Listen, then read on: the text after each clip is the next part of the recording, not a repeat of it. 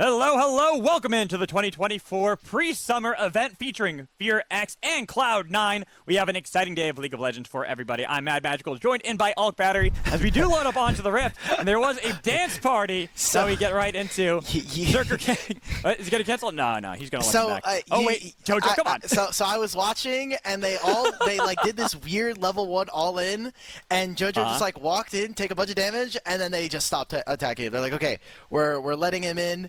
And yeah, so we are currently on the Korean stream right now. So as you can see, they did do a highlight over their solo queue IDs. Just a little bit easier for everybody at home to be able to watch this event. And yeah, again, we are getting one of our first games spectated on the new patch 14.10 with a lot of new changes. If you haven't been looking at it, Corky getting a bunch of changes, no longer doing magic damage, does a lot of physical, has a little bit of true damage as well packed into his kit. Oh, as we got exhaust in the bot lane, then a little bit of damage, but Duro put way more back onto Berserker. Tornado connecting to deny that full engage. But the level 2 spike should go flash away. They going right for it. Flash in. Same with Henna. One more auto attack. The shield for Berserker might keep him alive. No! The auto attack as he waited out that shield to pick up first blood. Great job from Duro. I mean, this is what you have to do in a Yasuo lane. They do not have any priority in the bottom lane here. They should not be able to attack the wave, not able to deal damage versus a Corky. And with a Rel on top of that, I think it's going to be tough for them to actually deal damage. Good job from Henna and Duro, just setting themselves up with a really good kill here and crushing a pretty big wave as well. With no summoners available to them, I'm surprised that we haven't seen Henna immediately try to go for the recall here. It might be kind of waiting for the bounce back, recognizing that, I don't think Berserker and Vulcan are going to be able to push this out fast enough. Yeah, so they're perfectly fine with that. They're not too worried. You have level 1 Yasuo in the spot lane, having to now clear back to try to get that in a little bit better position if we do end up seeing the junglers kind of meet in the bot lane, because we are getting the full clears from each side. And just notice how fast the card this is clearing. So he could look for something. I might expect a little bit of a skirmish around this Scuttle Crab, because we do have pushing mids and tops. They also buffed the experience that you're going to be able to gain from stuff like Scuttle. Remember, for just to make sure that junglers can actually reach their levels. It's really cool to see Clozer play this mid lane matchup. As I say that, we are getting some spectate just to make sure for the Korean client. I was thinking, okay, maybe Jojo would have a little bit of a tougher time, or at least make it a tough time for Clozer to play. But, I mean, you're playing a no-mana, a resourceless champion, and Talia early game doesn't have that much in terms of her base stats. So, kind of holding on. As soon as he gets some kind of angle with the Ignite, I'm thinking maybe he could look for it. Use a flash. Of that, right now, Jojo flashing away, but not enough, because there's a chase down for Clozer. Oh my god. Okay, so now we're going to see what Team Clozer could do. The team captain coming up huge, gets that kill for them, and now should be able to reset. We'll see what kind of items he's going to be able to grab, as we haven't seen our junglers interact all that much, and you have to imagine in a game where you're going to have Karthus going to get more and more gold, he's going to be able to have resources. If he's able to move with his mid laner, they could try to find Blabber and potentially force his flash out. I kind of do expect to see some play like that happening soon, just to make sure that you are, you're getting it steamrolling. You're not letting this Karthus get to level 6, and if if Viego gets to level 6 early and then gets a kill, these resets you can get for the team can really shift the pace of this game over to Team Jojopyun. I wonder how much smack talk there was. So I was kind of watching a little bit in the Korean stream. It was Clozer and Jojo kind of talking with the other people that were on that stream. So Ryu and try to remember her name. I'm so sorry. We'll try to find. I will try to make sure that I get her name in before the end of the stream. But I wonder how much like individual. Oh, Blabber. Oh, waiting out the wall so they can lock this bot lane down. Bye, your ADC. Great gank from Blabber. Okay, he's getting some revenge on a Berserker. He's like, okay, this is for all the times you didn't want to leash me my camps, for all the times you didn't want to move for a dragon so that you can go and get some turret plates or whatever. There we go. So we're getting some perspective here. We're even getting player cams. Okay, we get Jojo player cam. What I wanted to talk about was the fact that they're practicing a little bit of Korean. We got to listen. There was a little bit of them practicing between the 4 of them, and I think that was really cool, and especially for Cloud9, who has been at the FearX bootcamp for so long. I wonder how many like inside jokes or how much how close they are with some of the players here. So this is not playing bot lane. Good gank from Blabber, just getting right on top of Berserk. I waited out the wind wall as well. Just knew that if he went too early, then it's going to be blocked by Berserker. The play doesn't happen, even though Duro was in a good position to answer the play back as well. So getting more leads for Team Jojopyun, especially through this bot lane with the Corky that we were highlighting. So Henna's looking real strong at the moment. There's going to be a bit of an invade there from Raptor. Not going to... Oh, Tanglebar did connect, actually, with the crash down. Trying to scare away Clozer, but he ain't scared. Tizer Shove missing. They got to ignite with the flash away from Blabber. Barely surviving. No, dies to the burn there as Raptor picks up a kill. Also turning it in the mid lane. Duro is gone. That is so good for Team Clozer. Them being able to find all of those kills. It's a couple of the Raptors taken there by Raptor himself. And then we also get to see Clozer start to interact, and they're getting more gold. So for Team Jojopyun, you have to imagine, okay, we're going to be coming into team fights with a little bit of a disadvantage there, but we're hoping that the utility of our champions, and for the lanes that are not necessarily suffering as much, specifically looking at top lane here, maybe there's something that we can try to get down, because a Kennen ult can be such a big game changer coming into this team fight. If he's able to find a flank, there's not too many tanks and not too many champions on the side of Team Clozer that deal with the Kennen particularly well when we get into team fights. The fact that Thanatos level 6, Raptor only 5, not going to look for that play in the top lane. Even if it's a half-health Kennen, you know that can get turned around pretty quick in that top lane, so they're going to fall back on that. Let the resets happen, let the TPs go, as we already got back in the top lane for clear. We're going to be answered by Thanatos, especially because grubs are available, and you know that Team Jojopyun want that first. For sure. I think it's super interesting kind of looking at some of the solo queue IDs here for the teams. I mean, Clear playing in the top lane for FearX, going by Ryu, so kind of showing a little bit of love to his coach over there. But Vulcan having Tonham as his ID in Korea is just awesome. Yeah, it's honestly, a lot of these are really fun just to see. And then all the J's there for Jojopyun. Yeah. It kind of goes with what he has usually for NA as well, just one letter. And now we got a bit of an exchange in the bot lane. A lot of damage there. Flash away, Berserker, nice. The crash down. Not going to get the tag. It only got on 2-1. And then they reset with a kill on a Duro. Oh, wait a minute. Okay. Wait. Okay, Henna? You don't actually want this one. You have to get out of there. They can actually dive this. There's going to be the Requiem. Sing the songs and goodbye, Henna. I love the Berserker just stands there and he's like, I don't think I'm getting this kill. So I'm just going to throw up the wind wall. We're going to stand there. We're going to do a little bit of laughing. Berserker, can you outplay your jungler? If you can. Let's see. Never No, mind. he's not. No. Okay. Well, it's got to feel bad for Team Clozer that I think they recognized, okay, this Yasuo probably isn't going to be super useful this game, but who cares, because really all he needs is a single knockup, right? It comes off of the Rivet. It could go from Camille once we get to Nico having their level 6. Maybe that's something they can do, but until then, I mean, this Karthus is right now super accelerated, very close to finishing their first item already at 8 minutes here. 3-0, has a bunch of experience, 600 gold over their opponent. I'd be kind of interested maybe if we could take a look at some of their runes, because we do have the Dark Harvest, but I think it would be kind of interesting to see if maybe he's taking some of the new runes, because Futures Market is gone.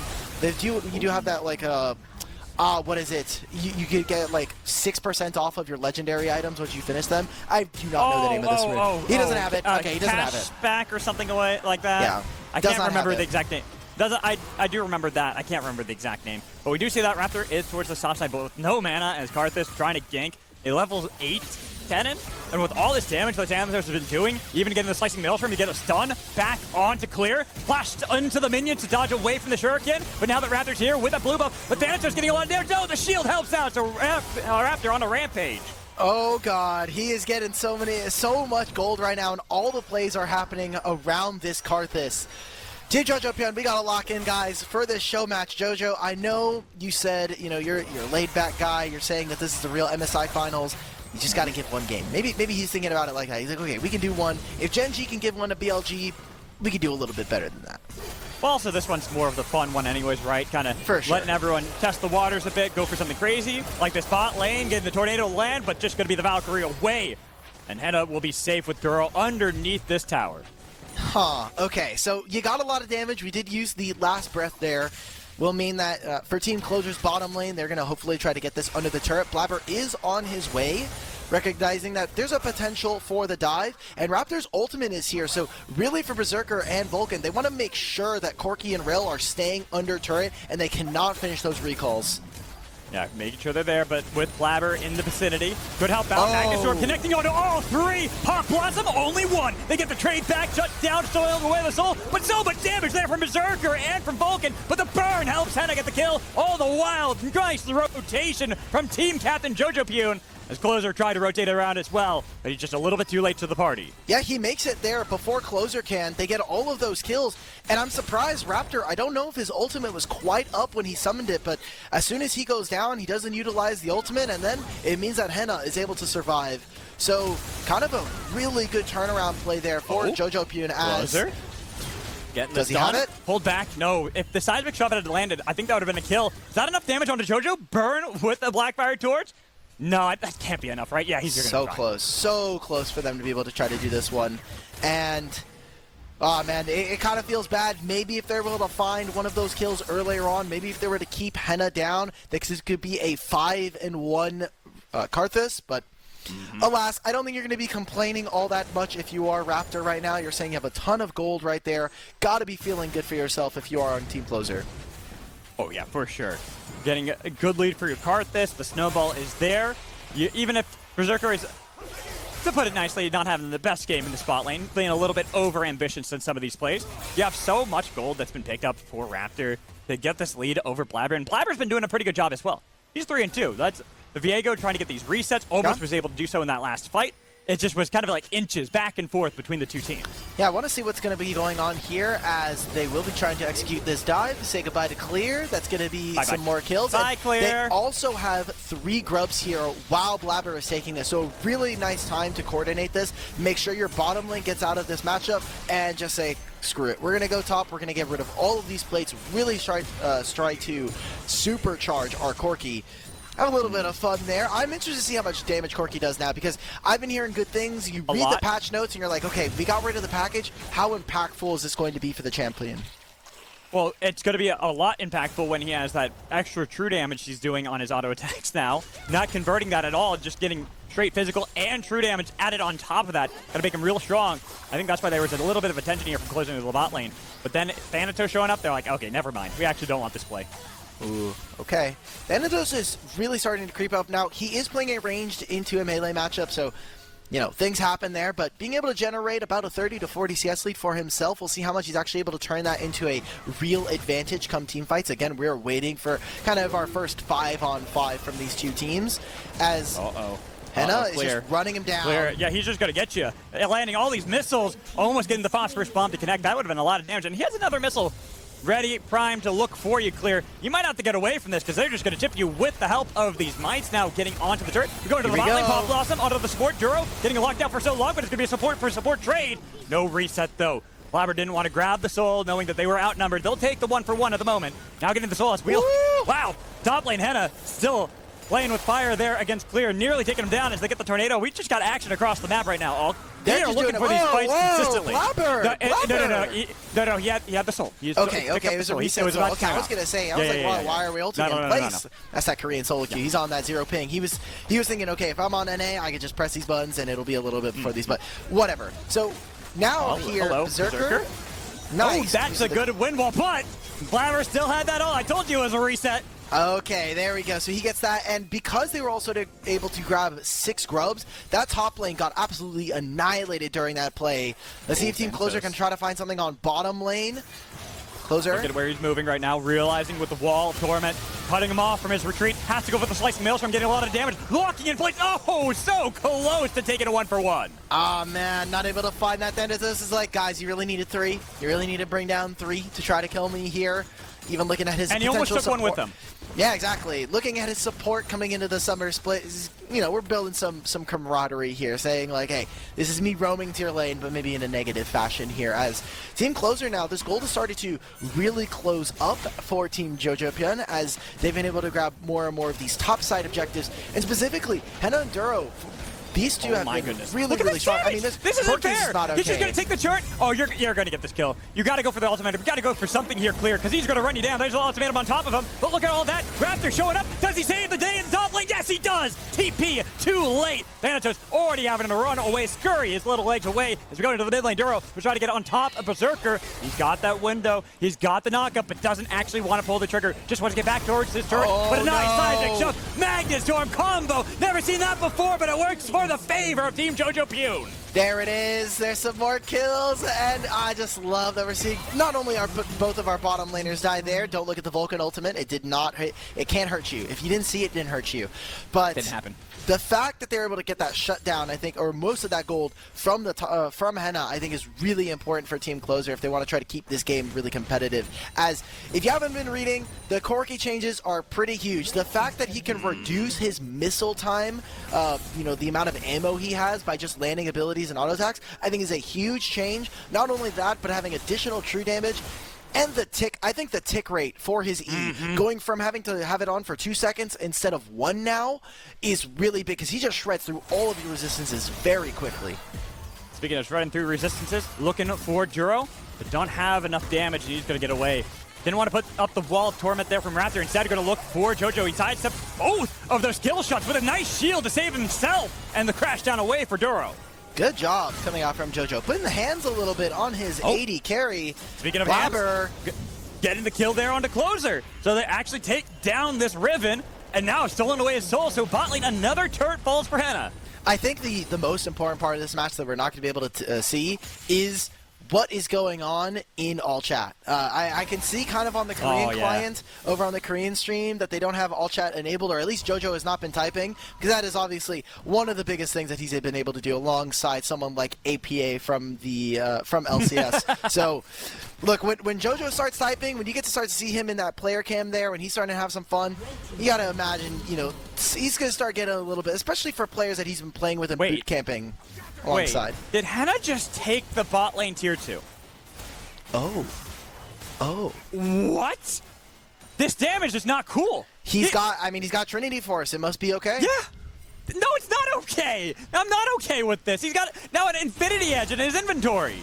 That's just how it goes. Yeah, I guess this champion is just going to be really balanced. I can't wait to see Corki on live. It's going to be so much fun. I can't wait to see the kill there on a Raptor either. We're a Rampage out of Jojo with the TPs. Now the Requiem song. Getting a little bit of damage. Blabber couldn't steal away his soul, but now Clozer closing the distance. Hitting the knockback. It's going to be only onto one. Flash in. That's Vulcan onto his former teammates. Taking him down. Henna's gone. Berserker finally getting back on this game as they can turn around for the Dragon. There it is. I mean, Berserker is able to get some damage now that he's getting some items.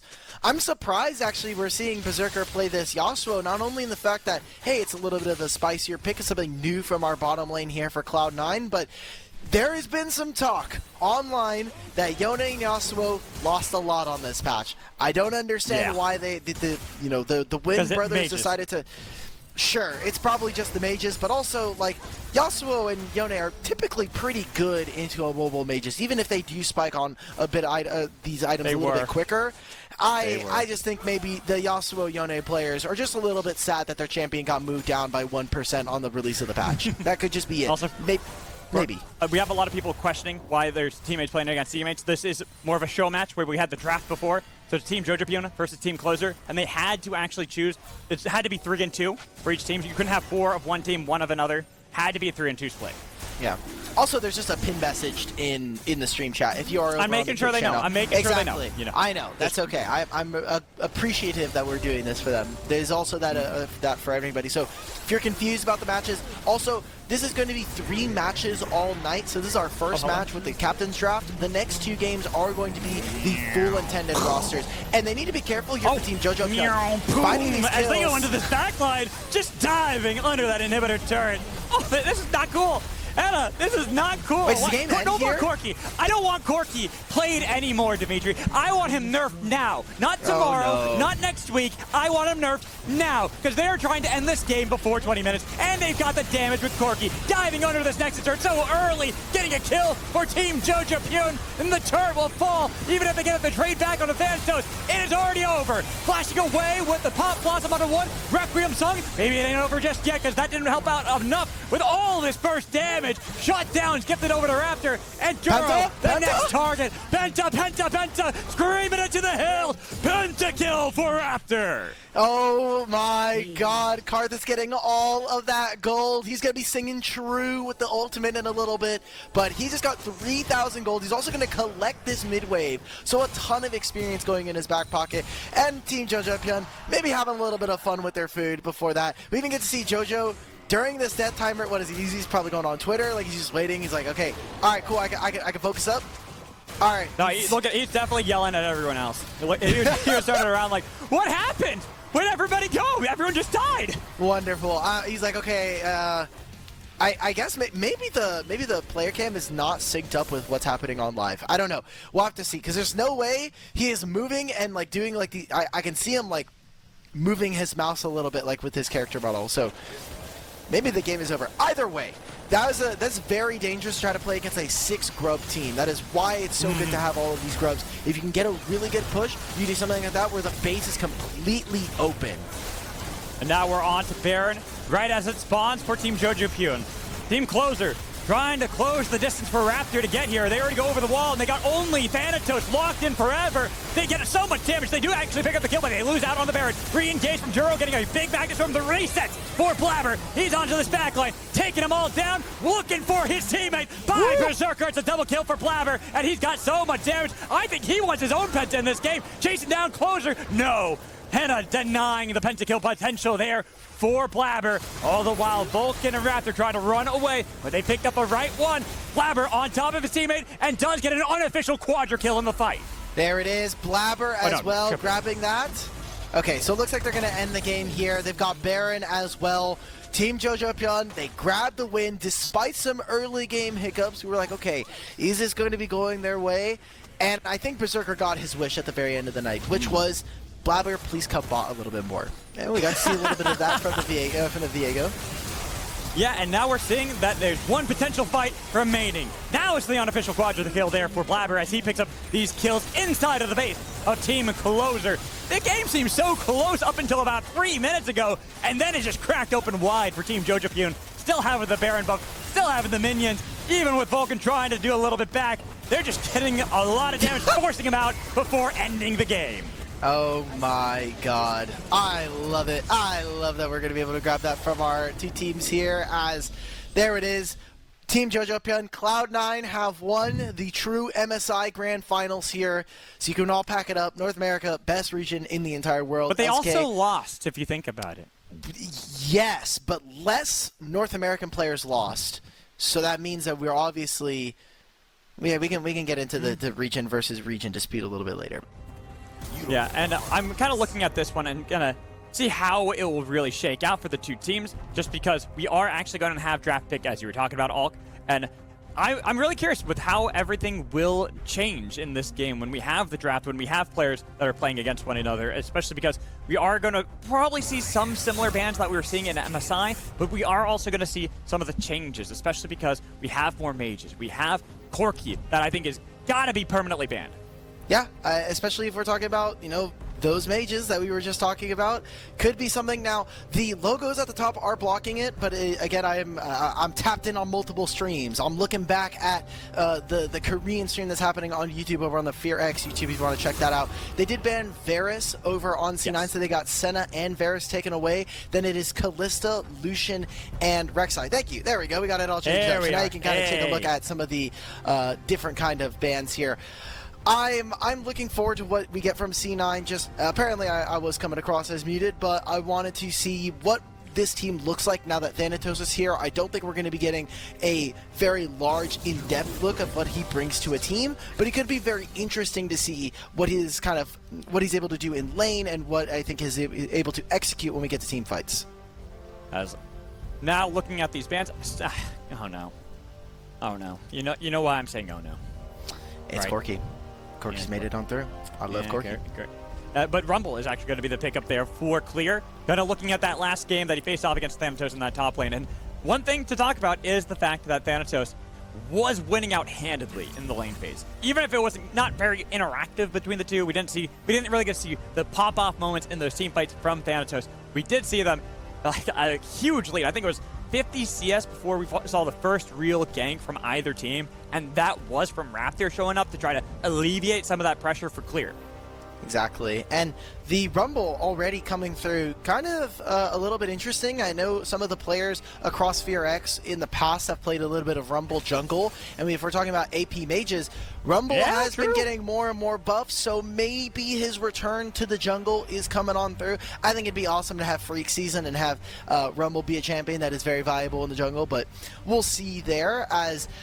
Already, Cloud9 kind of picking a very similar comp to what we saw in Game 1 here of our show match, where we're seeing Karthus for our jungler, and Karthus just going to be able to have so much free time, and we'll see how FearX are able to attack that, whether that is by having heavy priority throughout the lanes and trying to invade versus Karthus, or if we see something maybe a little bit different and trying to abuse his immobile nature. And seeing the fact that we do have Viego picked up by FearX, gonna most likely be Rumble top lane. Could be maybe Rumble mid. Maybe that is what they decide to go for, especially with the Kog'Maw showing here for FearX.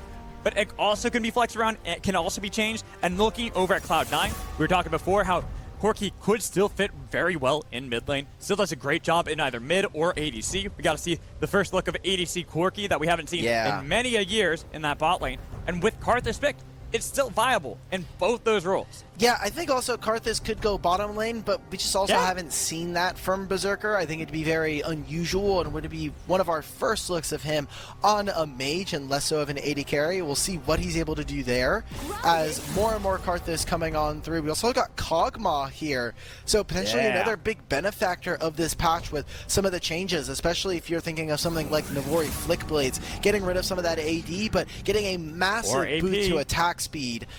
It could be there. Could be AP Corki. Or AP Kog'Maw, sorry. Oh, AP Viego. We want to go on this train. No, man, that's no. I don't think I want to see AP Viego. I'm just gonna keep it a stack.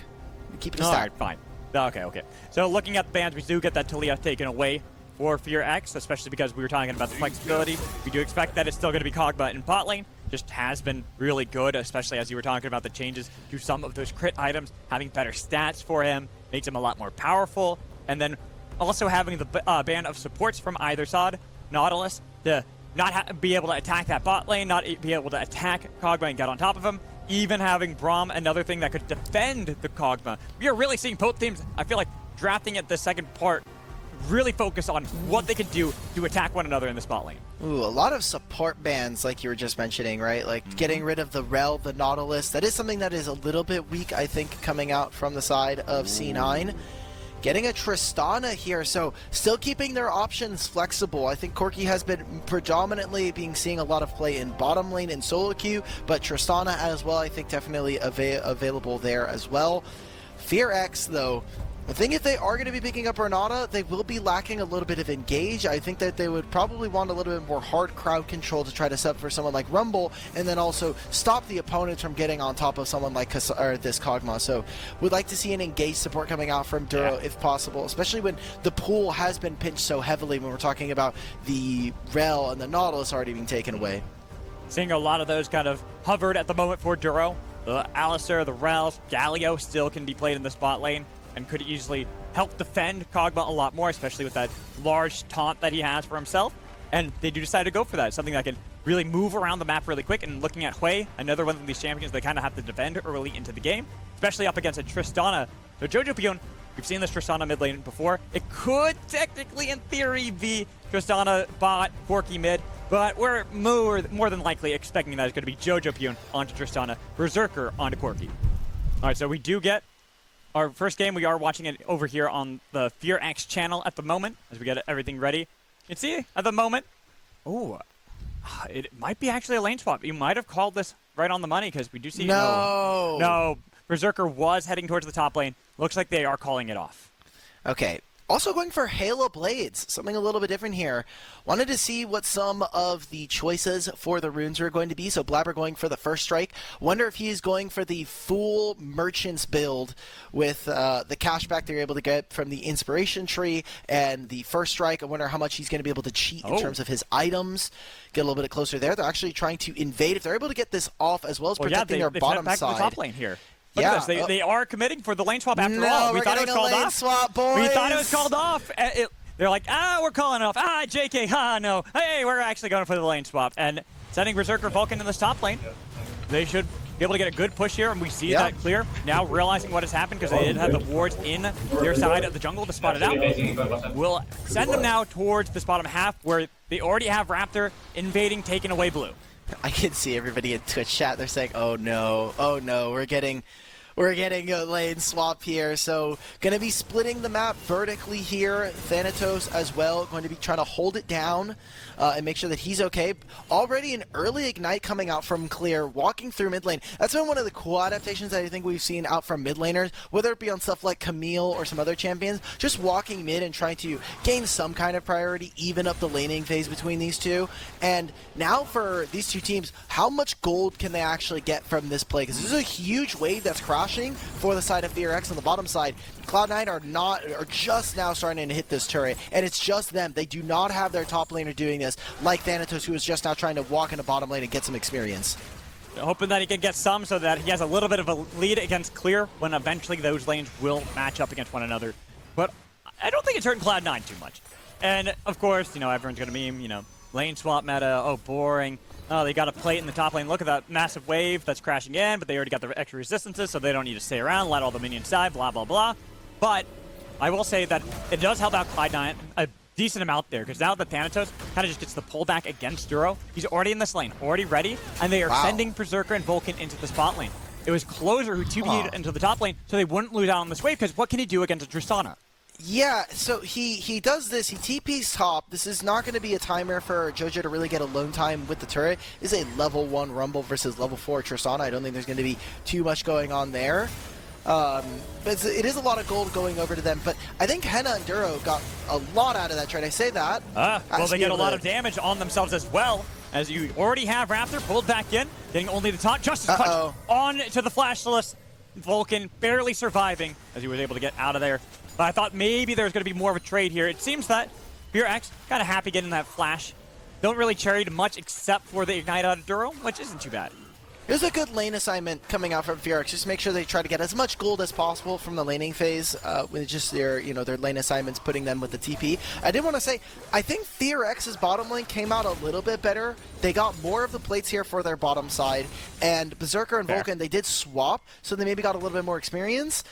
But for the time being, again, we're trying to avoid early laning phases of a Corki and Leona. Now, this is a lane that I don't know, where I'm not super comfortable with what their damage numbers are, just because this is a very new pairing, especially when we think about what has been played professionally in Tier 1 for the last, 6 months. So, going to be kind of learning alongside everybody, and I love also we're getting this player cam from Thanatos. So just Jack is on his tablet, he's looking at his tablet, looks up, sees what Thanatos is doing, he's like, okay, going back to the tablet. Well, right now he's watching pretty intently. He's like, let's see how he's doing. And being back into the top lane, going up against the matchup he was supposed to. And as you talked about, there is that minor advantage for Henna and Duro, but I think something that was big that happened was the fact that there had to be the TP from Clozer to get into this top lane, to get some of the minions, because they would have lost out on so much experience across the map had they not had that. And we can already see that Berserker had a bit of a CS lead, so they're going to get the shove back and doing decent damage to both Duro and to Henna, even dodging away from the taunt that only gets onto Vulcan. So you have this ability to keep this lane kind of pushed back, especially against Kog'Maw early on. Can be their window, unless, of course, Raptor wants to visit in the bot lane, knowing that Blabber's there, about to TP away, or pack away. Yeah, this is that ward was actually so huge. If they're able to grab that, maybe we could have seen FearX's bottom lane start to step up. So they should know. Okay, so the Winds of Ward doesn't give vision there. It's surprising. But they see the fact that there was a ward in that bush now. They know that Blabber is sitting on where there was a ward, and with the fact that they're getting that little bit of information, they should expect that they know. They but didn't it does see the ward go down, though. Yeah, they didn't. They're going to get a nice flash there off of Henna. Duro eating up as much of the attention as he can, so his bot lane will survive, but that is a flashless Kog'Maw now. This is really dangerous for FearX. I mean, their bottom lane was already in an okay position, and now that the wave is kind of pushing away from them, let's see what Cloud9's bottom lane is able to do here. If they're able to hold this, you can make FearX's bottom lane really be sad that Raptor did not finish his clear and come down there, because helping them clash the wave would have been so good. They would have not been able to miss out on a lot of experience. For the time being, it looks like instead he's just going to catch all that wave and actually recall, and it does generate into a small advantage here for Berserker, as he's going to be closer and closer to finishing his item. FearX now starting up on the top side, grabbing themselves the Void Grubs. Again, if they can get more time alongside that turret, definitely going to be super helpful for them. Getting some advantages early into this game, denying those from Cloud9. And even though Cloud9 do spot this out, Blabber wants to get level 6, needs that so he can get a lot more damage. A Spiraling Despair has been used in the mid lane just to kind of focus out Jojopyun so they can still have this rotation for FearX, because they're trying to get every neutral objective here. And that is why Cloud9, I think, sent Vulcan there to try to get an engaged Feared away, getting a huge burst of damage there with the Severing Bolt. But he'll be fine for now. There's enough damage hindering the progress of Cloud9 to contest around this dragon. Well, they couldn't contest the grubs as we just saw there. So immediately we're trying to think maybe we can push out through mid and try to find an advantage there, get some vision. But Blabber still farming up his camps, just now ticks over to level 6 and also has his first item. He got one of the new items coming into this patch. Maybe they were trying to find a little bit of a play through mid, but with Vulcan taking a large trade there, I think this still opens up a window for FearX to now potentially even contest for this first Drake. And that's dangerous, I think, for Cloud9, as they really want to be able to kind of slow down the early game, make sure that Blabber is farming up, and get Corky into a spot where he can take over a game. Oh, Jojo taking a beating there in the mid lane, forced to use the Buster Shot so that he can get away. Didn't have flash, did have the rocket jump. Severing Bolt, really, Jojopyun was able to rocket jump away.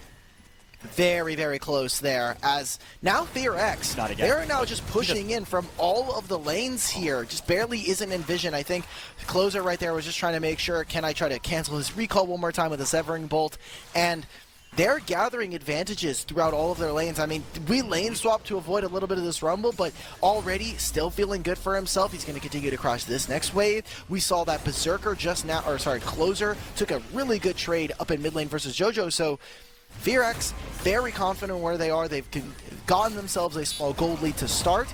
And if you're Cloud9, you're like, okay, the game's obviously not over. We have a lot of games still left to play. We're still waiting to see where Blabber is going to impact with that big ultimate.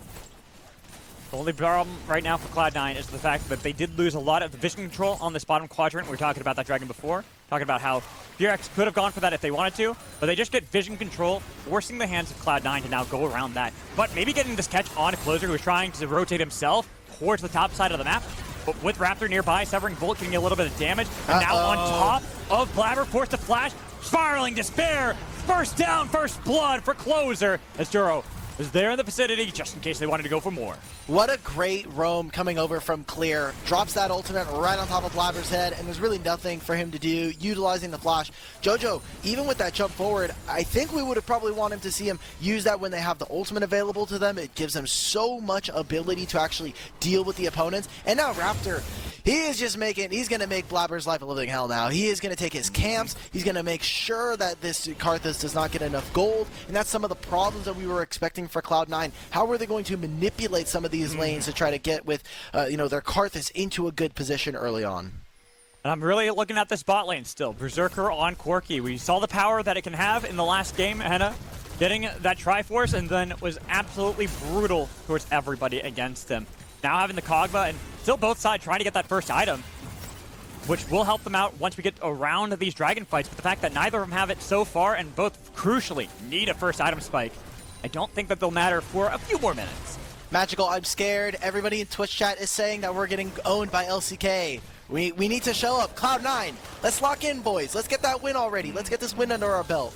Well, technically, they did win the last one. I mean, if you count that, right? The show match? Okay, but we got the real game. Come on, we got the games. Come on in. Come on, Cloud9. Hey. Let's focus up, boys. I know Jack's in that background right now. Come on. I know if we're looking at this game as well, there is really good scaling for Cloud9. Of course, that is answered by FearX, but it isn't a gargantuan lead for FearX at this point. Dragon will be secured by Cloud9, getting their first neutral objective of the game. And just as we're about to see the Void Grub spawn up, there's perfect time for them to rotate and maybe contest and not let all 6 go into the hands of FearX.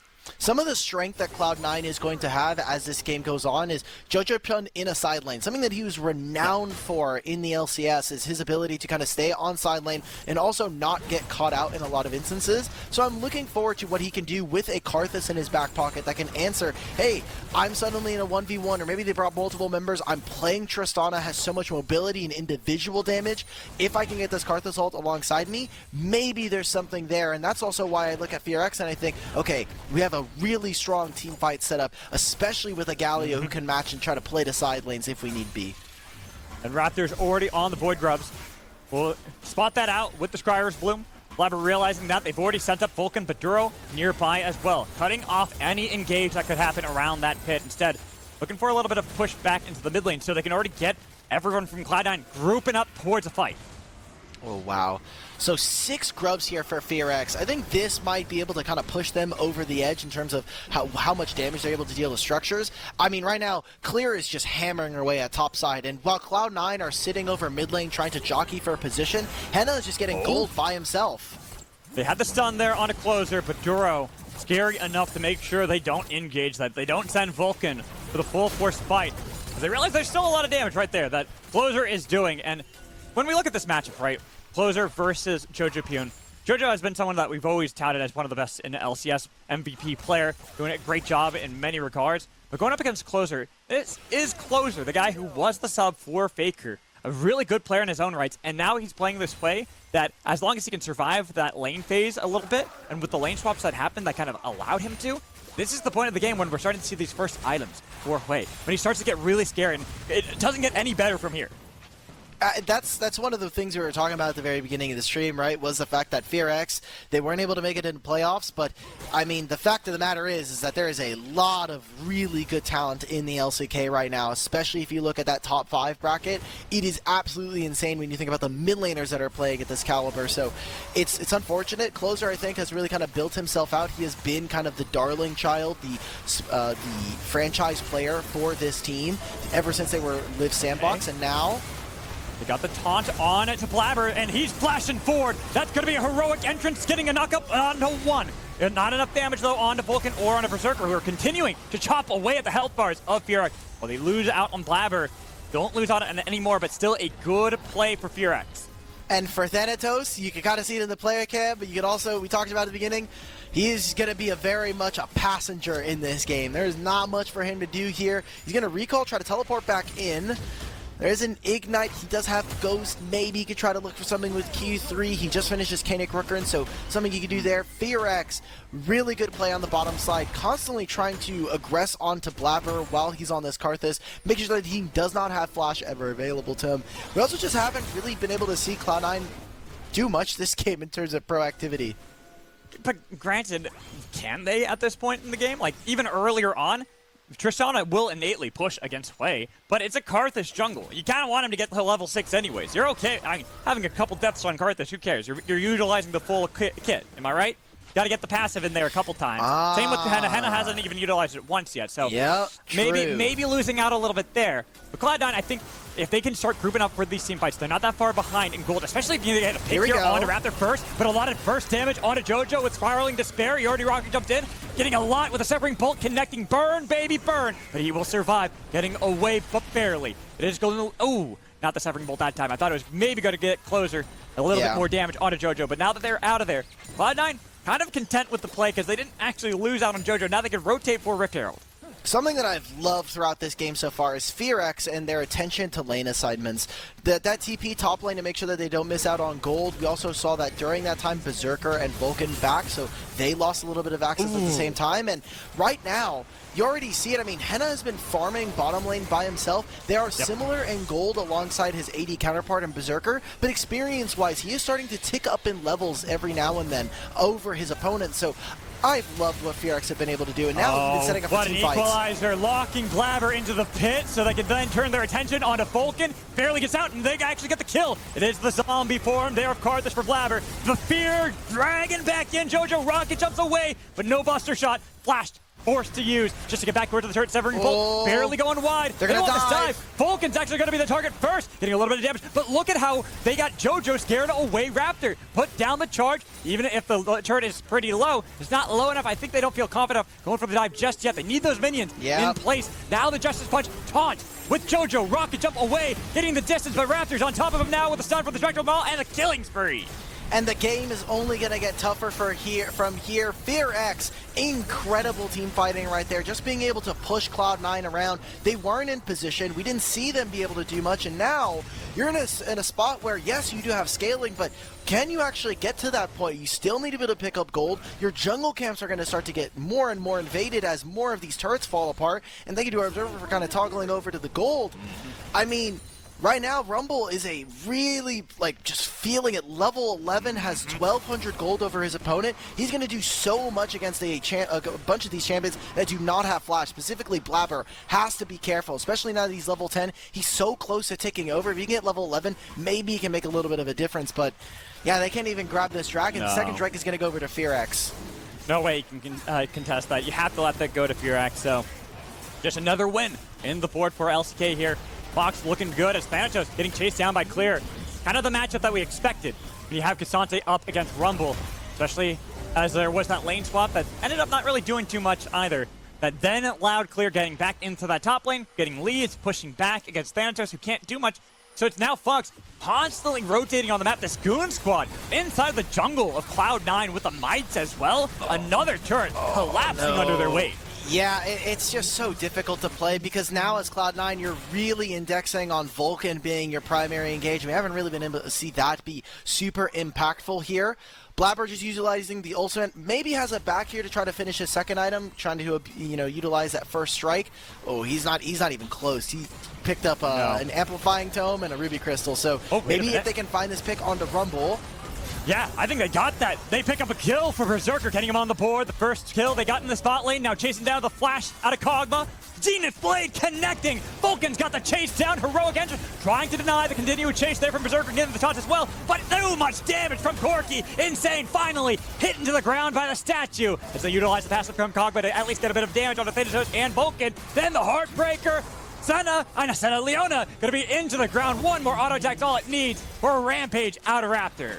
Just insane. Again, a great team fight for them, even as FearX are in some numbers disadvantage. I think mechanically speaking, they're also able to execute in that instance.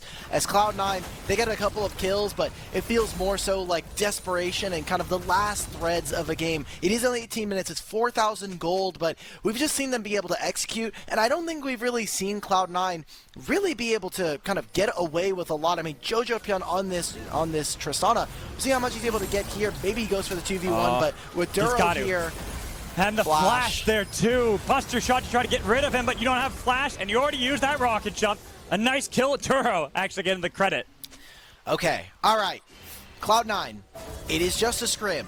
So we can just be like, it's okay, scrims don't matter, we're just doing it, but oh my god, FearX is putting the hands on him right now, man. It doesn't matter, they're trying to find something. I say that, Berserker gets the 1v1. No, it's clear who gets the 1v2 because he gets the kill. He trades it back 1-for-1. The burn was enough. That is another advantage for FearX because a 1v2 that they're winning means the other members can assault every lane, top lane, mid lane, pushing back all these minions, taking extra gold for themselves. And they're just utilizing these 6 grubs so well, punishing whenever Cloud9 are not on the map and they're not kind of attacking the lanes. Boom, they blow up a turret of yours, and that's now 5 turrets already gone. A lot of structure gold going over to them. And the gold lead is only going to grow at this moment, as really feels like, again, FearX are playing the map very, very well. Constantly it feels like they're in the right position. Cloud9 can never find a numbers disadvantage in favor of them. And for this team, I think you're kind of looking for, can we find a mystery pick? Can we find like Jojopyun on the side lane and we kind of all find one person? Just like we saw with the Clear gank, right? Like with Blabber and Berserker. They found that kill, but they traded 1-for-1. The Rumble was still able to get stuff done. A minute and a half before this Drake. Kind of feels like, okay, the Drake is not going to be soul point. Maybe we try to contest for Baron. As we do have 2 marksmen, it makes it a little bit easier, and we're still waiting. Blabber now hitting 2 items. This feels like this has to be the turning point for Cloud9. At least putting a little bit of pressure into that mid lane. See the bouncy gold. But unfortunately, just don't have enough clear from range that can actually help them out. Not compared to that of having Clozer on Hui, Henna on Kog'Maw. They have great wave clear at this point in the game, great distance that they keep from their opponents. They'll never really be threatened now by Cloud9. And we talked about it before. How do you get effectively onto this back line as Cloud9? It's going to be Thanatos and Vulcan doing so, and they're just not able to get there in time. I like right now what we're kind of seeing from Cloud9. Unfortunately for them, they are on the back foot in terms of what they're actually able to get away with and what they're doing. We're waiting to see if Vulcan can find and engage, but I think the good parts for them is specifically Blabber is trying to keep up in CS, making sure that he's with his opponent. Equalizer, that's a huge equalizer from Clear. No escape for Vulcan, the rest of Cloud9 either, barely getting their lives away Zidori was the kill, and then just resetting, looking for some aggression on that vision so they can peel back for the Baron. All right, well, it makes it that much tougher, like you were saying. FearX now should be able to take this. Blabber having to flash over the wall, almost goes down to some don't stay here, quick don't stay. combos. Ooh. Oh my That's god, the more connects, that would have been a focus. death. Exactly, Yeah. that's what I was And worried now, about. Look at this. They got the flash off of Blabber. He has to recall. They are already on Baron. Fox get themselves everything in the kitchen sink in that play. Okay, some more gold coming in for Blabber. Dragon is spawning here. Jojo trying to find a trade in mid, but he's not able to get away with much there. And I They will might say, actually be able to get a little bit more because Yeah, look at how maybe. low they are. And they've got Thanatos' flash away from Clear. He had to get out of there, but no mana really for Clozer. He has flash, tries to get the fear. they're Getting really more distance. chasing That for fear. this. I think they knew that was their only advantage. The fact there's little mana for Clozer, and forcing them to stay in that top lane could have given Blabber an opportunity to take that dragon. But unfortunately, Raptor was not among those that they stopped the recall. I mean, he gets the recall back on the map. Blabber couldn't even do the dragon during that time, so while they were chasing, Corki and this Leona walk towards the top side of the map. Blabber walks up to Dragon, and then he's like, oh wait, I can't do this because I don't know where Viego is. So he has to walk back. He walks back up to the Dragon a second time, and by that time, then Raptor shows up, as is Viego. So while trying to chase, trying to find any kind of advantage, Cloud9 give up the rest of the map, and FearX, they're like, okay, cool, you're chasing our Rumble. We don't care. We're just going to get the objective for ourselves here, as Equalizer. now we're going to see Clear. Jojo trying to escape. Might go for the TP escape. Just going to recall instead as there's already the push of Baron. He is going to TP back into the base. They will survive. Actually behind. They've got now a flank angle because there's no TP for Clear. And he showed up into the top lane. They're looking for Jojopyun to get on ahead of. Flashed away. Heroic entrance for the Heartbreaker. Stopping that flank right in its tracks. An unstoppable Raptor keeping Cloud9 back in their base. Say, back with you. Stay there as we've got the minions and we're already collapsing onto that inhibitor turret. Oh, and they have 6 Void Mites, Alex. These turrets are going to completely turn into paper mache. It's going to be the first inhibitor turret going down. It's going to be the inhibitor as well. FearX, not only are they pushing on this side, but as soon as they're done, they can just cut through mid. If they want, they can go for the inhibitor turret, but I think more focus on trying to connect with Clear and bring him in with the rest of the team. And there he is, about to escort these minions in. Might be stopped with Berserker and Vulcan. Hex Flash over, realizing that, but already having the rotation from Fox, looking to stop Cloud9 from actually having the play work out onto Clear. And Berserker is taking the long path out of there. Will be spotted out by the control ward while the inhibitor dies in the mid lane. Euro scaring him off completely. Almost the same level of support versus the mid laner. 50% on a Berserker while there is a fight on the top side. Thanatos, enough of a shield to survive the magic damage that is being dealt by Fox, but it's all about Berserker. Not anywhere close to the team. Not going to help out defend this last inhibitor turret. Oh no, is his back going to get canceled again? Oh, Galio's trying to find it. Duro. He's got it. No! He's got it. Every inhibitor 2 is fallen for Cloud9.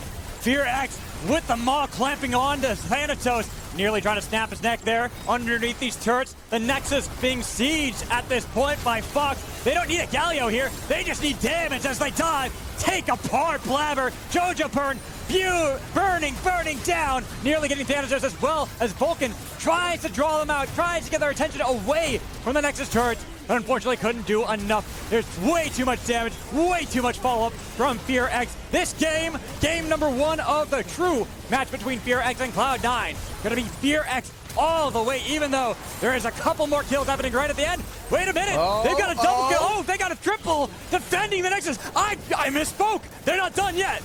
Let's go Berserker, of course. It comes down to Berserker to potentially be, hey, stop that minion. Good job, Jojo. Jojo don't die. Jojo don't die. Heal. Oh no. Minions. Blabber's alive. It's okay. Blabber's alive. Everybody's here.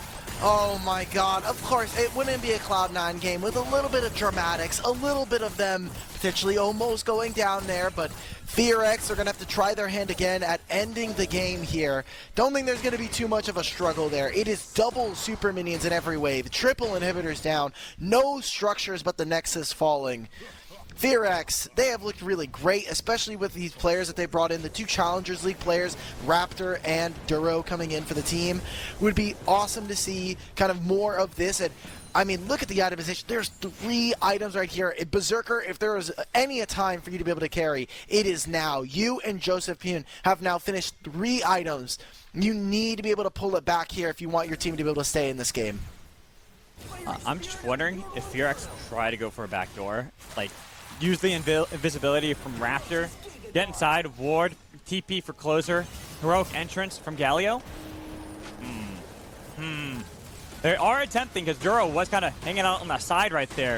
It does seem that they're just going to go for the simple way to end the game. Push through any one of their lanes. They have enough minions. They have enough damage that they can throw right back on Cloud9, even if they got some shutdown gold. And a 7-2 Corki to face off against. If they can get the kill onto Berserker first, don't get the Spiraling Despair, barely dodges away with the Valkyrie. That's a flash in. They've got the Zenith Blade with the Requiem singing. Is it enough? Bursting down one with a huge dot up on one of them, but they try to get the re-engage. Going for it, Raptor, reset City, pull back in with the all-out, but he's already got it, and there's only a little bit of damage that both Berserker and Jojopyun can do against them. Was the chase down, all-out already used, and now they're into the back line trying to get the fear. They do trade back, 2 more kills, but right on to the next. And the game, Raptor taking him out. Look at Jojo, though, trying to get onto Raptor, but Raptor wants to end the game. The fear on and Jojo! up. They got the kill, Minions. but enough minions are there. Finally, the game will end. There it is, FearX. They kind of let it. They let the minions do the talking for them.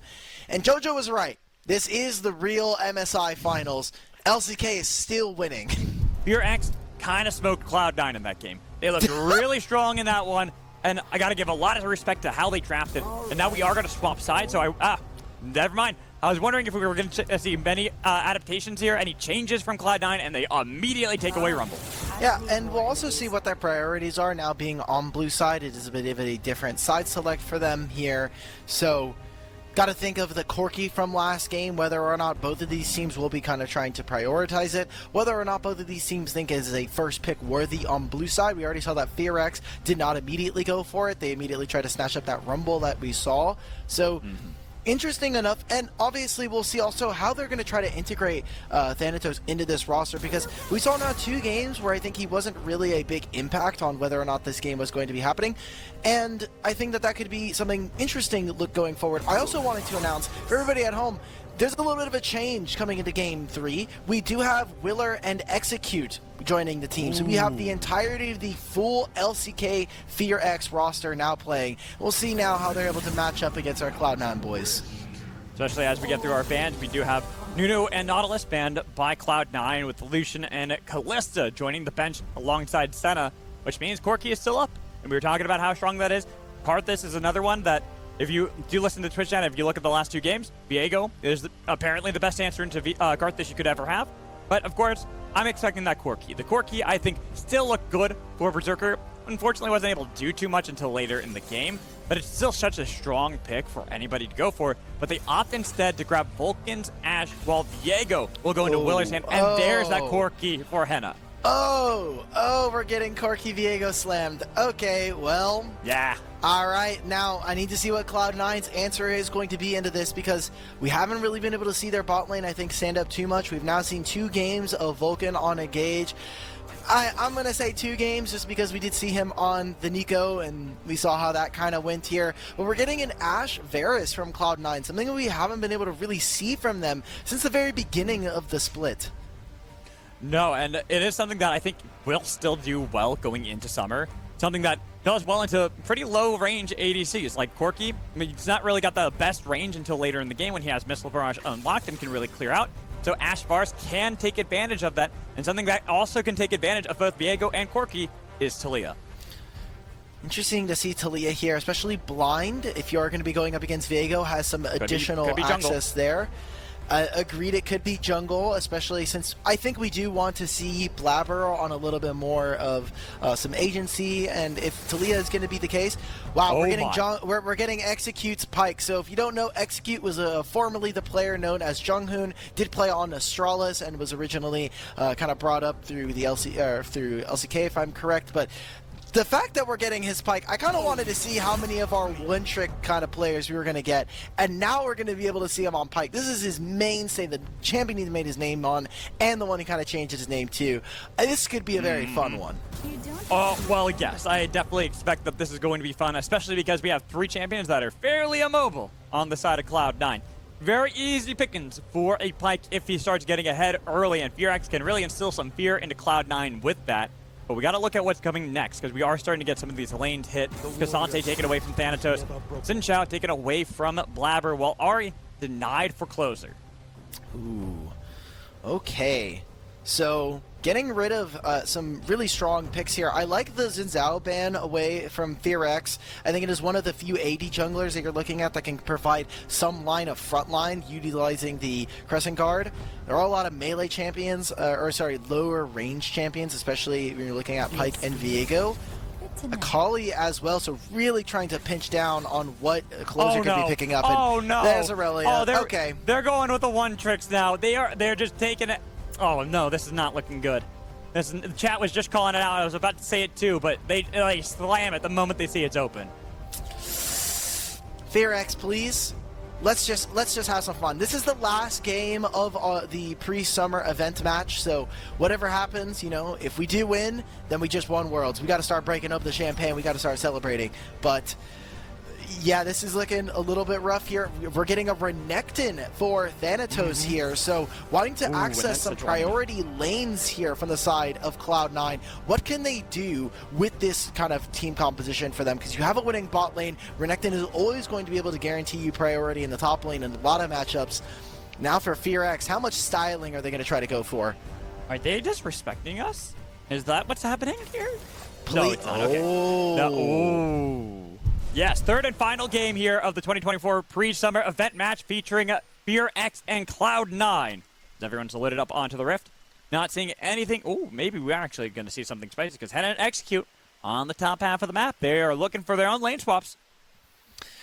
I would too. I do not want to have to play Viego into Renekton. And also, again, you have these double range bottom lanes. Why deal with them? Double Halo Blades. You do not want to have to try to deal with this as a Corki and a Pyke, especially early on. So just go ahead, try to do the lane swaps. We haven't seen too many wards coming out from Cloud9 to try to spot this out. And I think it's going to be pretty dangerous. I mean, they have that one. Thank you to our observers for showing that. But we saw FearX actually in that last game put down a lot of great vision and immediately saying, we don't need to be in lane. We just need to stop Sejuani from being in her jungle. Give Karthus a lot of free time and available for him to be able to get his farm. As we are seeing that Jojo will get a bit of an advantage here in the mid lane. Pushing back Clozer. All the while, we have Vulcan essentially going for the invade wall. Ooh, Blabber did get taken pretty low there by Execute. Still hanging out. Ready to jump on top of him, but now we go into this bottom half of the map, flash away from Vulcan. Barely surprising him. I think he was trying and hoping that maybe he could steal away the blue buff. Obviously, not going to happen. It's kind of the same that Execute's going for. It's more about getting the damage early on these junglers to try to get them to recall early. Yeah, who really cares about getting... Oh, the flash onto Jojo here. Yeah, flash away, though. Huge. That's huge, though. Look at this wave right now. It is pushing away from him. He has to be able to walk up, and it's Aurelia, right? So all of these minions being at like 25% HP, that just means that is a blade that he's just going to get right on top of him, and it's so dangerous. Now, Thanatos here could walk mid into Aurelia. Would be a pretty decent matchup, and honestly... I could see a world where they might even try to go for a lane swap with these teams, just because you do not want to have to play Aurelia into this champ. Execute with the taunt there. He's wonderful. I love him. Yeah, that was great. And he's still here. He's not leaving. He's like, all right, we're just going to kill you now, Jojo. You don't have mana or flash. Can you dodge away from Dogegear? No. Right into the duet for first blood and Clozer. There we go. Great job of punishing. And this is one of the things that we've just seen with the evolution of lane swaps is sometimes you just recognize, like, okay, we are not afraid of what the lane matchup is. We can play really, really safe. And also it allows for either our support or top laner to roam mid there. So we get to see it as Jojopyun gets punished for not having his flash. Now they're going to try to make this dive. I don't know how well this is going to work. The mini wave's already gone. Maybe they're just trying to cut him off from experience and really just try to get a little bit of gold here for Willer. Oh my god, Clozer. Yeah. Clozer, I don't actually think you want that anymore. Yeah, kind of realizing that it could have been a little bit dicey. No mana. Flashing in for it, though. Berserker? He's not done. Wait, Berserker getting a kill on Execute? What happened in bot lane? And now they have Blabber as we go mid lane. We saw that Jojo died because there's a rotation from Willer to pick up a kill for them, and they... Clear, how'd you get here? What is going on? They're waiting. Oh, they know. Oh, they know. And Blabber's there. Okay, bye-bye. Oh, wow. 1 for 1. What? Okay, I don't understand what's going on, Al. Can you explain it to me? Yeah, they try to go for some lane swap shenanigans. They made really good use of the fact that Jojo does not have flash, already got him down a couple of deaths, so Clozer is going to be very empowered. If any person has played against Aurelia, and maybe you're kind of in tune with the Aurelia discourse, Aurelia's already finished her first mythic. She got the Vamp Scepter. That item by itself already is going to be so dangerous and deadly for someone like Jojo to try to deal with. Just heals for so much. Anytime that Clozer walks up on the wave, it is going to be like okay, I have to just secede any kind of lane away from this guy. And even if, Blabber is able to step in this lane, all he's going to be able to get at this moment is just to be able to buy time for Jojo to actually farm this wave so high up in the lane. Yeah, it is going to crash in the turret. So not necessarily going to be too great here at the moment for Cloud9, especially because, what do you do? We were talking about how the top side of this map could have been the angle for Cloud9, and it's struggling. Jojo is down 0-2. You have Aurelia, like you said, pretty much full build already with Vamp and the Dagger. So it's going to be really difficult for Jojo to do much. And with how Talia works, you kind of just naturally push, which is even better for Clozer, because he's like, yeah, now you have to try to clear out this wave against me, and I will kill you if you step up to it. There's nothing for them to do. We'll see what is able to come of this topside matchup that we've been kind of hinting at. And for the bottom lane, I mean, we saw that they picked these double range bot lanes to try to deal and try to win bottom lane through priority. Berserker does have 2 kills, and that could be something that we could see them potentially try to index into. My worry here is Clozer, I mean, he's out. The moment he sees Blabber, I don't think he's actually going to get out of this one too easily. Is stunned up, no mana, bounce back around with the Arctic Assault. One more auto attack, flash away, but it's going to be Jojo getting revenge onto Clozer. While bot lane, cleanse had been utilized by Henna to get some distance away from Vulcan. Bone Skewer not connecting out of execute. So Cloud9 actually getting themselves in a better position than we had seen just a couple minutes ago. Wait. Willer can get a kill here. He has ultimate. If he just utilizes it, he's trying to get out of vision. Yeah, he's trying to get out of vision because he knows what's going to happen. Talia, the wall put up, hoping that he could stop it. Was hoping he was in the lane phase because he did not see him path down towards the jungle. And it's unfortunate that he dies there. Now we go back into the bot lane. Bone Skewer going wide from Execute. A lot of damage actually, but down by the flash in from Berserker. Hello, damage there from Vars. 3 kills to his name with that serrated Dirk. Great job coming out from Cloud9's bottom lane. I had a couple of questions, especially with Vulcan having to utilize his flash so early on, trying to be a little bit of a nuisance against Willer and Clear on that first go on the jungle camps. But I mean, he's making good. Berserker is in a really strong state right now. Already had finished the serrated Dirk. We'll see what he's able to get on this next back here. Should be getting closer and closer to getting something like his opportunity online. The Refractrix already coming on through, or the Retrix coming through. So FearX now, because they were able to make that, because that play happened down bottom side, it's going to open up for them to be able to grab the first dragon here, while Cloud9 utilizing their Renekton so they can try to grab some grubs early on. We'll see how much they're actually able to get off of these grubs in terms of turret damage. And the thing is, we were hyping up the top side of the map for Cloud9, but it's still a Varus Ashe versus a low-range bot lane. Oh, no. And now you see that executes only level 3. That arrow from downtown, Berserker! God, he is so good right now. Yeah, Execute just trying to find plays, but really not respecting the fact that, hey, we died at the same time. They took a back timer. Ashe can be here on the roam. Great job coming out from Cloud9. Their support really making good use of this Ashe. And now, kind of feeling in a little bit of like a softer spot, like Execute just now given over 2 kills, not only to Berserker, but also to Jojopyun now. And Cloud9, the early game bleeding, we had some questions going into this game. What was going to happen? What was going to be the effect? And right now, Cloud9 can feel a little more confident, especially because of where their bottom lane is at. Although, I pressed tab, and I'm now looking at Willer with a completed Blackfire Torch at 8 minutes. I'm glad you mentioned that, because that was where I was going to go with that point. I was going to say yes, except for the fact that Clozer getting closer to that Blade of the Ruin King. Willer already has the Blackfire Torch, and now we have another Vanguard's Edge in the mid lane, but Blabber perfect position, and the flash away, because that was an ult use. Blabber getting the flash out of Clozer is going to be pretty big. Wow, getting that is great. In terms of what it actually... Execute's just going for it. They have Ignite. Yeah, they have to. They have to know that they got to get the kill, but it's going to be traded back 1 for 1 with Vulcan now fighting against 2 levels discrepancy in that Corki. Can't really win that one. Hawkshot thrown out. Wait, baiting the bait because they have Blabber there for the burn. It's going to be a shield helping him out, but the missile makes sure that he'll go into the grave too. So it's going to be a 2-for-2 there in the bottom lane. Jojopyun picking up the kill. And now all of this is a great spot for the side of Cloud9. Not only is that wave going to be caught in mid and in bottom lane, but there are no camps for Whittler to take on this side. So Blabber's going to have some time to build a farm. Hit this quadrant, this bottom side quadrant of the map, and keep himself at least in pace. He is really far behind. We haven't really touched on it just because we have been talking about a lot of the action happening in mid and bottom lane, but Whittler is completely slingshotted ahead at this point, almost 1,100 gold over his opponent, and not only that, he has the experience lead, and only now is kind of Blabber going to continue to catch up by catching all of these jungle camps, so Whittler in a very strong spot with this Karthus. But I think that actually kind of is what you're okay with if you're Cloud9. Sejuani falling behind, not that bad. Still going to be a tank, still going to be a front line. And we kind of look at where the other leads were. Bot lane, we already see that opportunity has been completed for Berserker. Top lane, Thanatos has a sizable lead against Clear. 20 CS up, has gotten an Eclipse already built. Doesn't have TP to join in the fight. That's going to be Clear, first one on this one. As we have Henna nearly getting attacked there, but Vulcan's only level 5. They need that enchanted crystal arrow. I think if Vulcan could have just walked past this wave, he could have forced Henna to immediately have to back off, potentially just use the Valkyrie there. Great job coming out from Cloud9. I think they're controlling space and utilizing this bottom lane very, very well. Leveraging to then deal damage and then bring Blabber down, try to focus onto Henna, force him off of the wave for the time being. And also Execute, I think, is having, despite his one trick, kind of having an off game. Great job from Cloud9 to really punish some of the aggressive tendencies of a Pyke.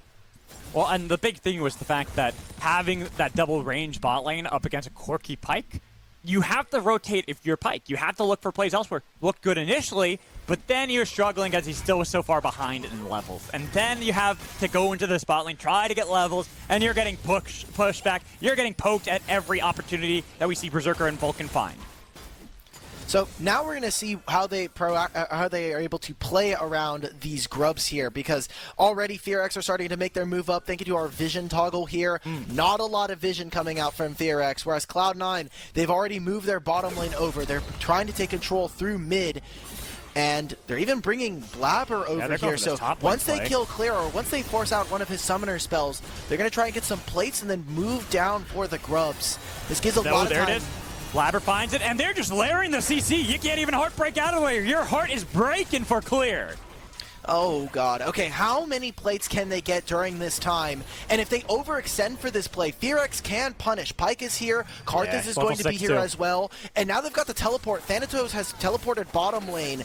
This could be a good fight for them, but it looks like they're not even engaging for the... What is Execute doing? He realized he was getting pinched, and he wanted to go for the other play onto the squishy member. CP is utilized, but Jojo going to get the kill onto Pyke first, with the flashes away from Vulcan. Flash still on top of Pyke, clears the TP back into the fight, and got the shutdown, and he's got a little bit that he can throw right back, but he wants to instead turn for Jojo. Say, we want to kill you again, but Jojo doing a lot of damage. Throw another rock at him, healing up with the Blade of the Rune King. It will be the kill for Clear. He gets that with Conqueror healing, and with all of that available to him, like you were saying, almost has the Blade of the Ruin King. The Vamp Scepter having to deal overtime in that instance. And Cloud9, they get punished for overextending. It should have just been that one kill onto Clear and grab yourselves the grubs. But instead, they try to get a little bit more. They try to get some more plates. Thanatos teleports bottom lane. And while they do get some kills on the back end, thanks to Execute, now they're going to give up Ashe. He has to pop the barrier to try to stay alive and die still while they didn't get the kill onto Execute, and all grubs had been picked up by FearX to make it an even 3-3 split. Oh, God. Okay, well, now it's kind of all eyes on still Berserker. We still have some use of our bottom lane. But Thanatos, that's what I was going to say next. Thanatos is starting to kind of pick up some of that gold as Berserker, they find that kill on mid lane. And I like that, just layering up that CC. That's something we've been seeing a lot from Cloud9 in this game. When they layer the CC, they've done a perfect job of making sure that they have the maximum amount of that CC that they can get. So they get this kill, they can push back here in mid lane, get a little bit more advantages, trying to help get Jojopyun back out of that drop that he had since he had gone down 0-3 at the beginning of this game. Yeah, it was looking a little bit rough, but hey, he's still playing Talia. He still will have a lot of that utility. And Thanatos very quietly starting to grow his own lead in the laning phase, playing for his own lane, making sure that he's up. He's up 50 CS on Clear right now. If this Renekton can get a little bit more gold, maybe finish a couple more items, could be something that Cloud9 can leverage coming into a team fight. As don't think throughout this entire series, we've not really had the time to kind of see Cloud9 as a 5-on-5 versus FearX. It's been a lot of skirmishes, individuals walking into fights, but not really as a full 5-on-5 have we gotten to see this team. Oh, Willer looking for Berserker, does put down the wall, and they've got Clozer. Hello, how many screens away was that? I didn't expect to see him. I love Aurelia. This champion is so cool. Wow. Yep. Wow. And yeah, that's so Aurelia for you. Execute. Oh. It's time to run. It's time to run. Time to run. That's going to be an arrow. They've got the layer of CC. I talked about that before. They've done a good job from Cloud9, making sure they at least trade back 1 for 1. Execute just not showing a lot of respect to the Cloud9 boys, and honestly, but neither's Vulcan, because Vulcan just getting tagged by everything there, and that's going to be the Requiem. Bye-bye, Vulcan! They're saying goodbye, as now they got the wall torment onto Blabber, trying to get a little bit of the Skittles connect, but he's not tasting the rainbow. He's getting out of there. Vanguard's Edge does help out a little bit as they get all this damage onto Blabber, trying to arc their assault away. Thanatos got all the attention, but he has already popped that dominance, and they are both out. They survived the onslaught thrown at them by Clozer. And this entire time, Clear trying to get some waves pushed under the turret. It's going to turn into a Herald here for FearX as Cloud9 skirmishing, trying to utilize some of that tankiness coming in from Thanatos, finishing the Eclipse already, has a tunneler as well.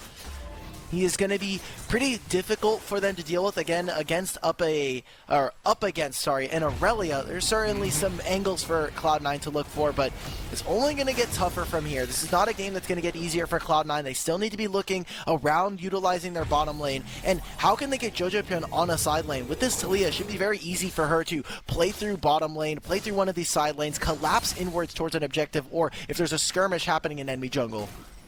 But Cloud9, at least they got the dragon earlier, so we are even pretty much on every neutral objective except for this Rift Herald kind of giving an advantage to FearX. And Cloud9 are the first ones pushing back the vision on the bottom half, getting themselves set up for the potential dragon that's going to be in a couple minutes for time.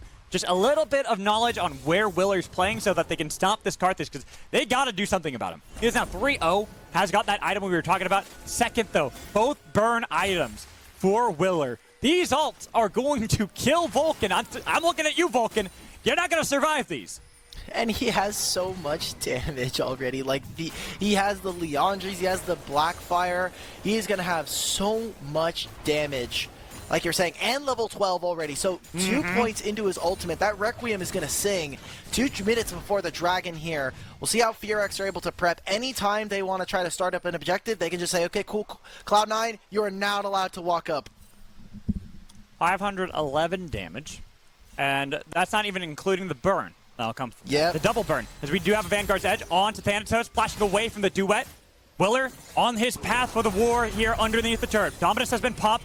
They call it off. Not feeling confident enough to go for the dive because Blabber's already there. We saw a little bit of poke flash away from the arrow, but they got the damage, and they got the lockdown into the backline onto Clozer. He's already used the Vanguard Edge, pulled right back in for Thanatos. Finally, they clamp the jaw shut, but they got to be careful because they're going to be resets. Getting a lot of damage, flash away from Blabber, barely surviving. Over the wall goes Henna, but they've got the chase, and look at the Requiem singing goodbye. You're the dead man's here. Triple kill for Willer as they chase down and get even more. It's going to be a quadra kill, unofficially, I think, for Clear. Oh, so close for this Viego. We saw some of those. I think Berserker had some of the best play right there. His ultimate stopping so many members of FearX from crossing over that wall. And even with some of the executes coming through, whether it was Viego or this Pike, Cloud9 were able to stand tall. This Varist putting out so much damage during that. Willer, without the flash, really in a tough position for him to actually lay down all the Skittles and use some of his ultimate. So it's a good job from Cloud9, I think, still holding their ground, but FearX really pushing them, really making sure that they're staying honest in this game. And I honestly, the solo lanes right now for FearX are just taking over. Yeah, I forgot how to count, by the way. That was a triple kill, not a quadra kill. That was my my small brain moment right there. It was close, but we are still seeing that despite that fight there. Yeah, we're ramping up. FearX don't have that much of a lead. It was a good fight for them, but Cloud9 have been keeping this within 500 gold. And with the next dragon here, 13 seconds away, the charge from Shelly not actually going to take the turret a little early. So Cloud9 could actually rotate and try to see if they can maybe fight against this dragon take and not let FearX have another neutral. I think it's a little tough. There is a small window here without a Pyke ultimate available, without Wheeler having this as well. So if Cloud9 can find it, you do have the Sejuani who can utilize this ability. And they're getting a lot of damage on top of Pyke, and executed. No longer having support that can flank, but they still have Wheeler, they still have Clear nearby. So it seems like Cloud9 are just trying to chase away Clozer before actually looking for the objective. Right now, Wheeler prioritizing his camps, recognizing that this dragon is not going to be something that they can contest. So instead, getting all of this gold for himself, level 13 at 19.5 minutes, and also has some of the most gold in this game. So, big eyes on Wheeler. There. The pullback in, arrow doesn't land, but they don't need it. They had enough from Jojo. So gone is Clozer, while mid lane should be toppled. That's going to be changed to corruption. The hail of arrows getting a little bit of damage on Henna, but he wants this fight. He wants the smoke, but no, you don't. It's going to be turned right back on you. The burn will actually make it a 1-for-1. Unfortunately there for Berserker, it's never a true 1v1 with Karthus on the Rift. Exactly. Henna right there just trying to push his limits. If not able to find that solo kill, he already knows Wheeler is going to be in there as well. Got to be really careful. Execute. You have been caught out so many times right now. Finally, he's going to be able to playing with fire. So he has the symbiote boots, which for everybody in chat is one of the new builds, one of the new items here. It's the replacement for mobility boots. At first, it gives you a flat amount of movement speed. Your recall is empowered, but the trade-off, you need to be able to travel. I think it's 100. 5,000. Is it 5,000? It's a lot. Let me check. It's a lot. Basically, you need to be able to travel between your Nexus and the enemy Nexus 6 times, which is a lot. Even more than, okay, after traveling 150,000. Yeah, 150,000, and it is a lot. But players like Pyke, this champion can really utilize it thanks to utilizing something like his E or his W, gives him so much movement speed. And once you get it upgraded, it's a lot. It's 90 flat movement speed. You do lose half of that once you get into combat, which is pretty big. It's an item that I think very few champions are probably going to utilize, but potentially something we can see later. Clear getting a little bit of damage, but forced back in, and they tried to layer the CC to make sure that he wasn't going to escape, but Jojo does escape it. Now a TP as they are hunting for Clear. Seismic Shot pulling him back in, shutting down the top lane, which means Cloud9 could pull back for the Baron if they want to. Something that they can do, but Wheeler, his ultimate is coming up. Requiem would do a lot of damage, and Jojo still needs to recall. It getting canceled here, recognizing that there is a Pyke somewhere nearby. And Corki's now on a flank. They've got Clozer's ultimate as well. We've got to be very careful. Cloud9 can be in such a dangerous position. They're on top looking for Jojo. He gets all the way back towards his team, though, using the Weaver's Wall to get away, and they get the shutdown on Wheeler, but the execute for execute, and now they got the Requiem saying it again, trying to burst them down. Falcon's out of there. Well, they got a lot of damage on the Clozer. More damage was put onto Cloud9, making sure they get away from the Baron, and Clozer even cutting off the retreats. He wants everything as they got a TP. Clears back in this one, baby. He sees shutdowns, he sees resets, and he wants them. Wants to get on top of Berserker. Not getting the missile, but they already got the damage. They got the pull back with the Bone Skewer. Thanatos and Berserker have been completely cut off from the rest of the team, and they're not splitting up, saying we might survive if we have one person get out of there. But with Clear on the hunt for a Berserker, knowing that is the true target, Spectral Maw does not connect on a Berserker. He puts down the arrows, might even be able to fight back, but with Thanatos dying, they're now peeling back. Berserker, you're gone. You're dead, man. And there it is. It took them a while to finally get an unofficial ace there. Clozer, gotta be careful here. Wait, that actually just going to be a kill, and the arrow connecting? How in the world do you land that Vulcan? So they're going to go right back and say, hey, Henna, you're not out of this one either. All the ADCs keep dying in these plays. We just can continue to fight here. Clear is going to continue to push on this bottom wave, finally grabs himself a turret, and now we have a little bit of time. We have a little bit of time to talk about the game. We have a little bit of time to potentially stop. Execute, you cannot get caught here again. There's no Sejuani ult, there's no Ashe ult. Thank God. Okay, so they're going to finally take a little bit of time to clear some of these minion waves, some of these jungle camps, get the scuttle here for Wheeler. He is so close to level 16, and it is a minute and a half before the dragon spawns. If he's able to get this third point into Requiem, it is going to be very, very difficult, I think, for Cloud9. We have a 3-item Karthus who has now a Zhonya's as well, so in replacement of his flash, he can just go ahead and get into the pit, get right there, and just Zhonya's up. He needs to find a little bit of farm, so he is actually quite a bit of ways. Thank you to our observer for kind of highlighting this. He's about 1/3, almost halfway through level 15. I don't think he's going to be able to get in time unless they completely funnel him the next couple minion waves through one of these lanes. We'll have to keep our eyes on that. Cloud9 kind of do need to make sure that Jojo's going to survive with how much damage he's starting to do in these fights. And it has helped them separate the fights. You know, having the threaded volley that you can put down to make it harder for all these champions that have dashes to no longer dash onto your backline. He's not able to set up, and he's not able to survive the initial burst of damage that you know Execute's going to look for, that Clozer's going to look for, that Clear is going to look for in this backline. It's not going to be a way for Cloud9 to fight back if they don't have a Talia anymore.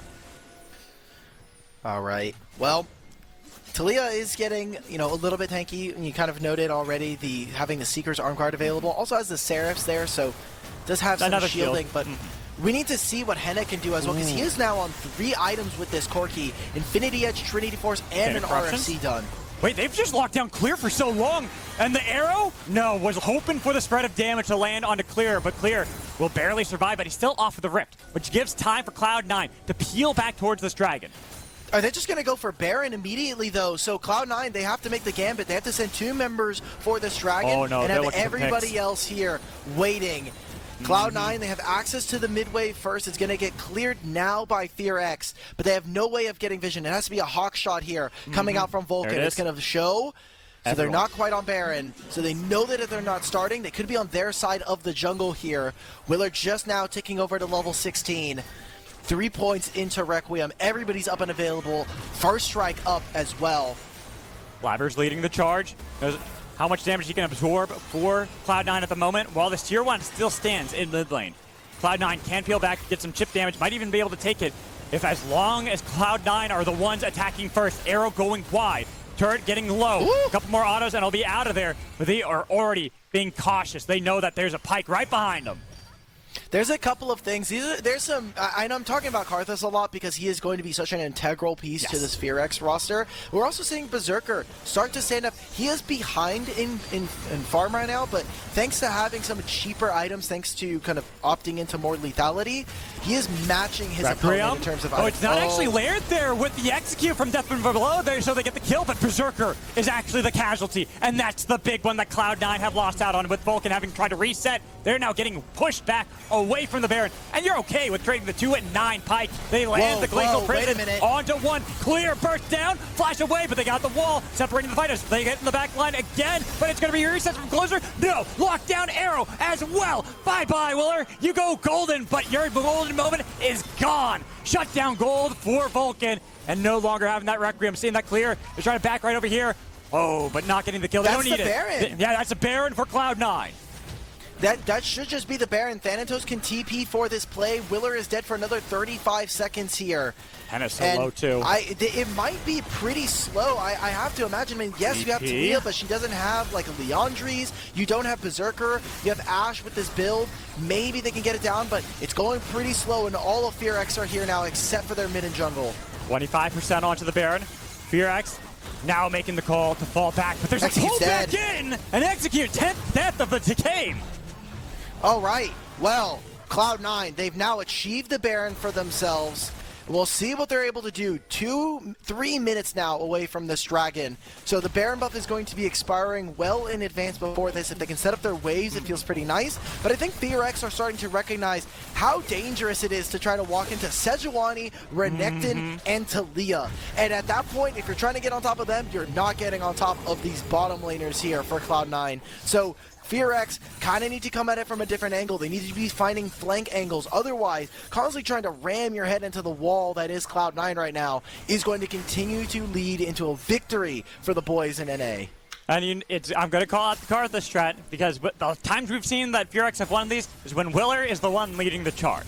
When you have this Karthus, the first one into battle, everyone's focusing their attention on him. So even if he dies, he still has that Requiem, still has that damage that he can utilize. And now Cloud9 are indexing to try to at least get the ping onto him, and they do so before the... Oh no, Requiem is going to be up, so it'll do a little bit of damage, get rid of some of the spell shields, but not enough to actually kill anybody yet. Huge utility coming out from the 2 spell shields that we saw. The Edge of Nights from our bottom laners here, Berserker and Vulcan, giving extra time. And now Willer just being caught out there, that's a huge window. That's 30 seconds here for Cloud9 to go through the jungle, get some farm, get some vision in advance for this Dragon Soul. Jojo is already pathing towards the top side of the map, and Execute is on the flank. He might be 10 deaths in, but Pyke is okay if they're putting the attention on him and not on to the actual carries. And so he goes for the play with a nice stun, but he gets so much damage on himself, so he's going to be the first casualty, but then looking for Berserker, resets, no, clear, fighting it right back in the face, even if they get the kill for Thanatos, flashing away, the follow-up, clearing with a nice shield from the Eclipse, but they can turn it around on the Hannah, no, flashing away with the Valkyrie, clear solo, Fallen works out, somehow, Cloud9 win that fight by the skin of their teeth.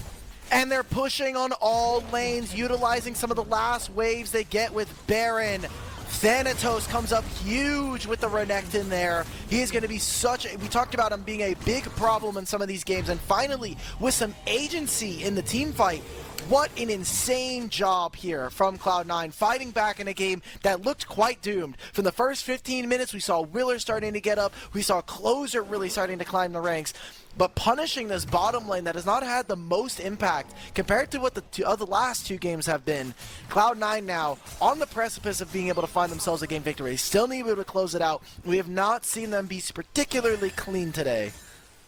No, they haven't, but that fight, it looked good from Thanatos, looked good from Vulcan, because I thought that it was doom and gloom up in this game. I thought that was going to be it, the death nail for Cloud9, but they are still breathing life against FearX. And now, we have that dragon spawning. It is Soul that Cloud9 can look for.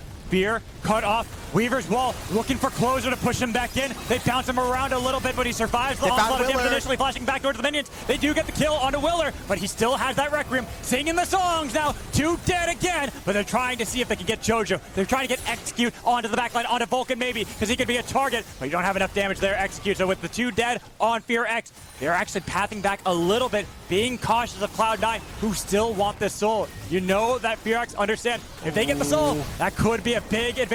Great movement they can have around, and they've noticed that there's not that Pyke in position just yet. They get a lot of damage on to clear. Execute still looking for the Bone Skewers and going wide with the smite. Blabber should secure that soul for Cloud9 and then force away FearX. They are chasing. They're looking for Henna. Not getting the bullet to connect, but he's still fast enough to try to get the damage. Pull back, and a death for the Corki again. Cloud9 now marching down mid. They've got the Cloud Soul. Really great job of being able to lock down Clozer and Willer so early on. And with Pyke just kind of trying to fish, trying to look if he can find a hook, a stun, an ultimate onto someone. They're making the TP plays. They want to try to make a flank play. Can FearX stand up against Cloud9 here?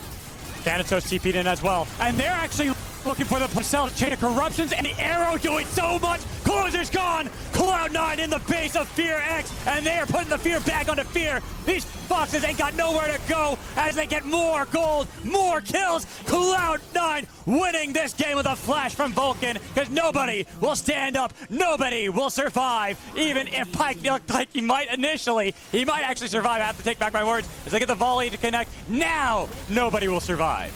There it is, Cloud9, they bring it home. They said the first 2 games were warm-ups for us. And Jojopyun, he brings on true. He lets his bottom lane come on and really do a really awesome performance between the 2 of them. Berserker and Vulcan, despite a lane swap happening, I think executed very, very well. And we got to see Blabber on Sejuani, which, look, everybody was asking for. If you saw the Twitch chat after that Karthus game, they're like, put him on Engage.